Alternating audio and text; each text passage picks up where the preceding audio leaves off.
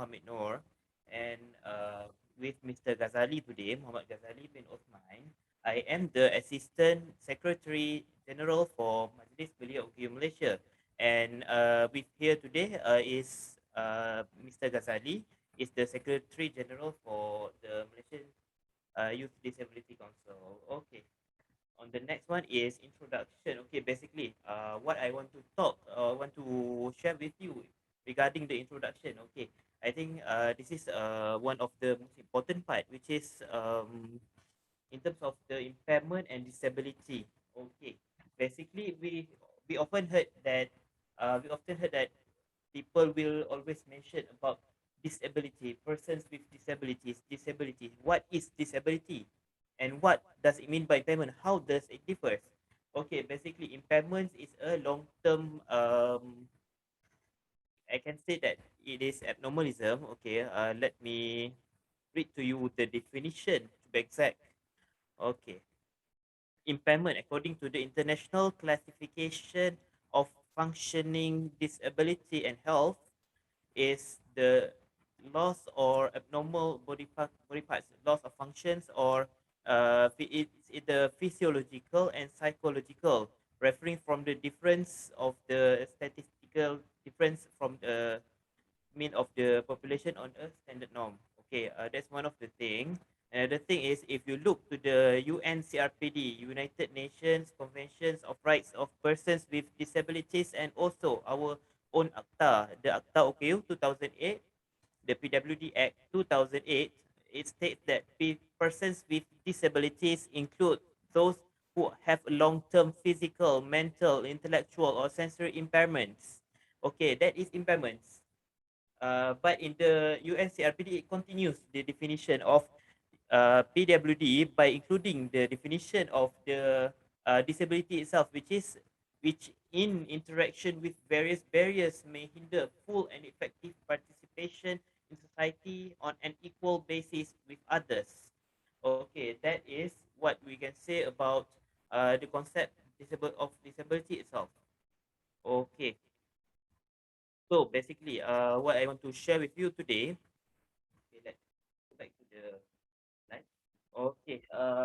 Basically, Majlis Belia OKU Malaysia aims to nurture a more inclusive nature to persons with disabilities youth, or I can say youth with disabilities, through leadership and collaboration with relevant agencies in Malaysia and globally. Okay. The establishment of this Malaysian Youth Disability Council is part of the response towards the stigma of OKU in Malaysia itself, actually. Okay, in terms of the stigma, what can I say from that is basically uh, people seldom see that OKU can lead something. So, like, it's saddening to say, yeah, it is saddening to say, actually. Okay, sorry. Okay, without further ado, I'm explaining the timeline first.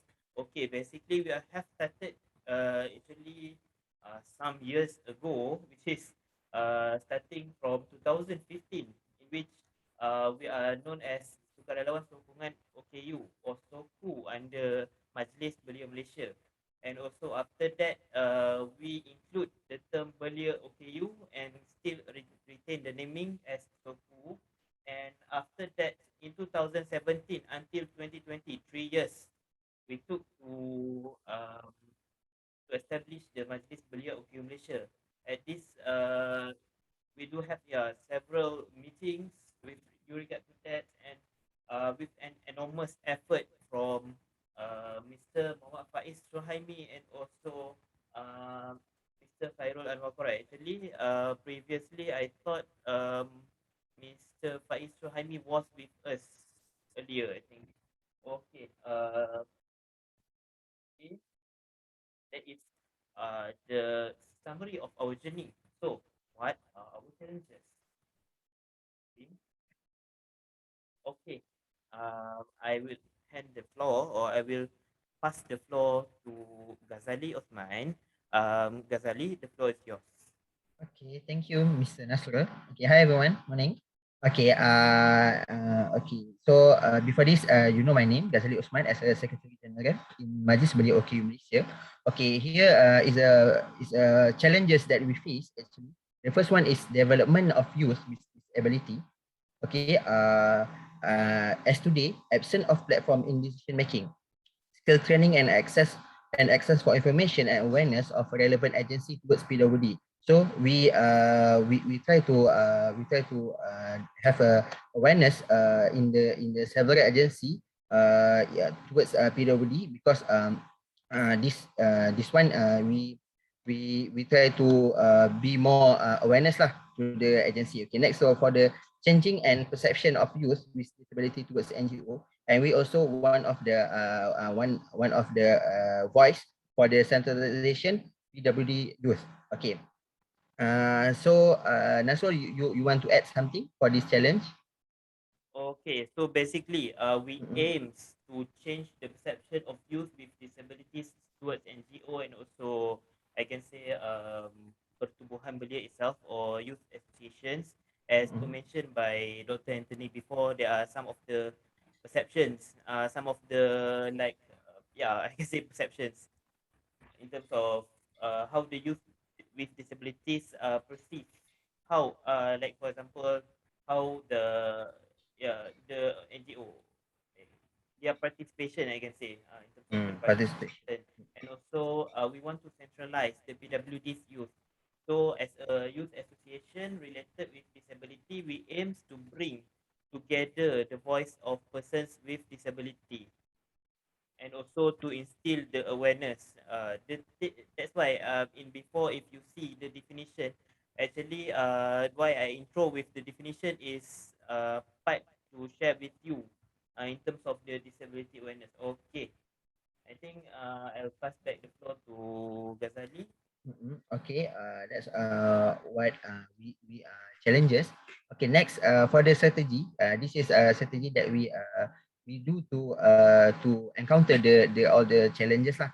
Okay, first one is collaboration with the Majlis Belia Malaysia (MBM) and the relevant agencies such as Jabatan Kebajikan Masyarakat (JKM), Jabatan Pembangunan OKU, Orang Kurang Kaya (JPOKU), and IPTs, IPTA or IPTS, and also several NGO lah. Okay, so next, implementation of PWD's empowerment in terms of leadership and entrepreneurship.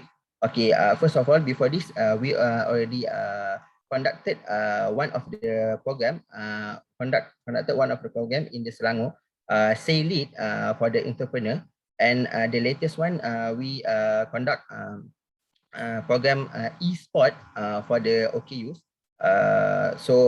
This for the empower the skill and also the leadership lah for the entrepreneurship and towards PWD people, young people lah.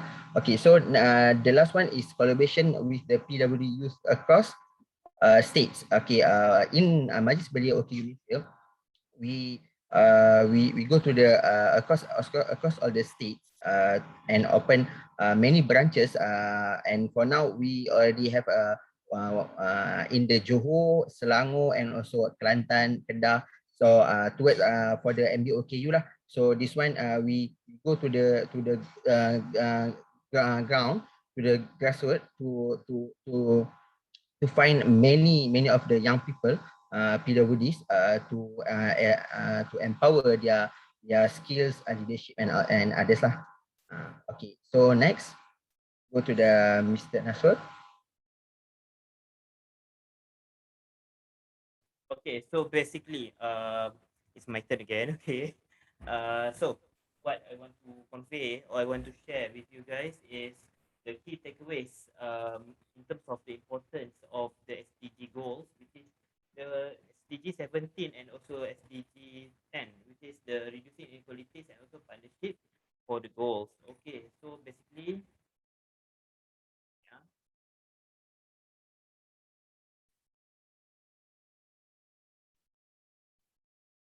Okay. So basically, in terms of Excuse me, reduce, Mr. Nasrul. I yeah. think we can't hear you clearly. Okay, sorry. I think it is because I'm moving away from the microphone. Is it my? Did I make myself clear Yes, right now? now loud and clear. Awesome. Okay, so basically in terms of these sustainable development goals, actually, if we are talking about reduced inequalities, there are lots of inequalities and discrimination and also stigma being imposed towards the persons with disabilities compared to the non-disabled. And in terms of the reduce inequalities, okay, what we are trying to do is basically we are trying to reduce the inequality, or we can say to increase the participation of the OKU youth, or I can say the youth with disabilities, actually in line with the ITPD, International Day of Persons with Disabilities Day, which will be which will be we will having it on 3rd of December every year. And also for this year, the theme is leadership and participation of persons with disabilities towards an inclusive, accessible, and sustainable post-COVID-19 world. So basically, as mentioned earlier, we are focusing on the leadership and also the entrepreneurship of the persons with disabilities. So we aim to assist, or can say to accommodate, or I can say to provide in terms of the persons with disabilities with the skills that are needed and also with the access to the information in order to reduce the inequality. Okay, next is the partnership for the goals. As we know, as which mentioned earlier, we do several collaborations to be where we are now, basically, and to be I can say to develop further. We need these collaborations. We cannot do it our own. Because of why?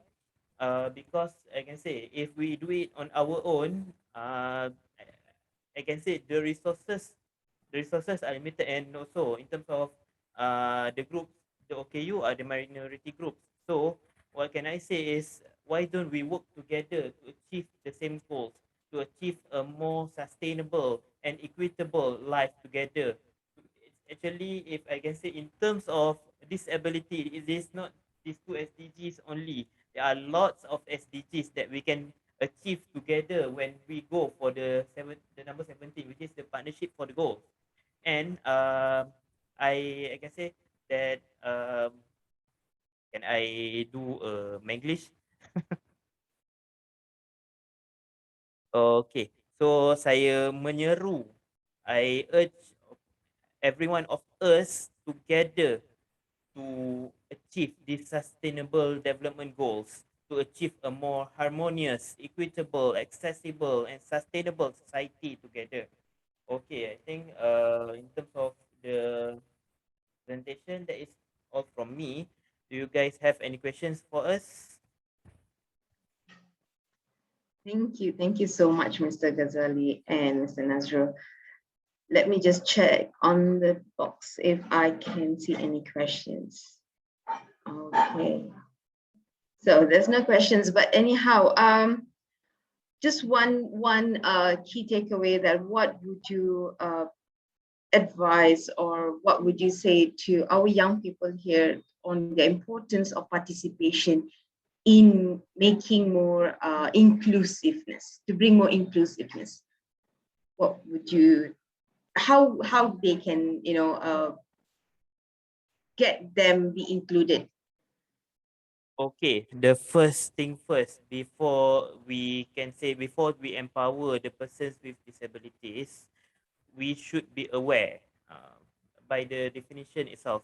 Because if we go back to the definition, we can see that disability, because usually what the society will see, persons with disabilities, or the concept of disability itself, as a medical concept.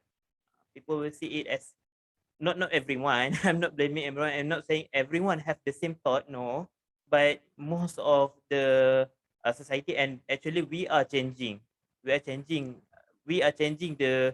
thoughts, and also the society are changing the thoughts towards a more inclusive thought, which is the social model of disability, which says about the hindering of the participation, which are saying about the barriers, which are actually, there are 4 types of barriers. So before for example, I can say to allow people to make the world or more inclusive, or to assist us in terms of the partnerships, or to assist us in terms of um, making this disability more harmonious in Malaysia, is basically, first thing first is you ask us what we need.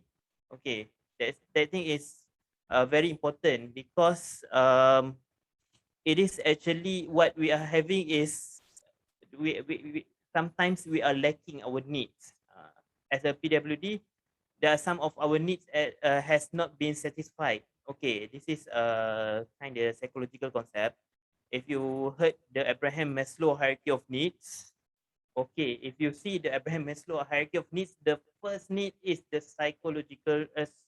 physiological needs, sorry, the biological needs. So sometimes because of the place is inaccessible, our biological needs cannot be fulfilled. For example, we want to eat there, but there are no ramps, there are no accessible parts of that building that we can go. So uh, by assisting us actually, uh, first you being aware what and how you should help, and second thing, ask us. The third thing is uh, it would be very good if we can get our needs, because it is a rights. I think I can say it is a human rights to get the basic needs, to get the physiological needs. Okay, I think that's all from me. Thank you.